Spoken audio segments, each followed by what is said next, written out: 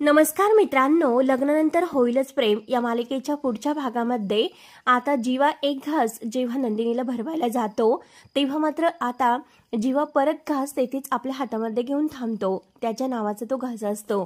तेव्हा आता नंदिनी म्हणते की का थांबलात, तुमच्या नावाचा जो घास आहे मी खाणार नाही का। तर जीवा सुद्धा आता प्रेमाने नंदिनीला भरवतो।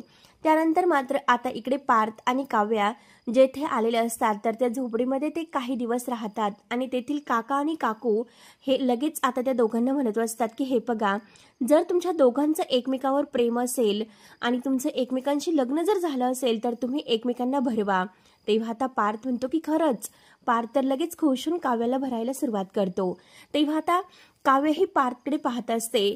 त्यानंतर आता इकडे रम्या ही वसू आत्याला म्हणत असते की ती नंदिनी असं काय उद्या पुरावा देणार आहे 24 तासाच्या आत।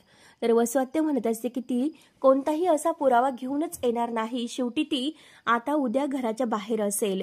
म्हणून दोघींना खूप असा आनंद होतो। त्यानंतर जीवा आता अगदी नंदिनीला विचारत असतं की उद्या तू कोणता असा 24 तासाच्या आत पुरावा घेऊन येणार आहे। तर नंदिनी म्हणते की हो, एक असा भक्कम पुरावा आहे की मी तो घेऊन येणार आहे।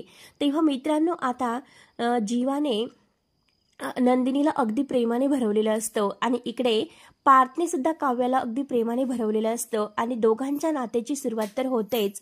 तर इकडे नंदिनी सुद्धा आता भक्कम एक पुरावा म्हणजे दीपकला आणून आता एक खूप मोठा गौरवस्फोट करणार असते।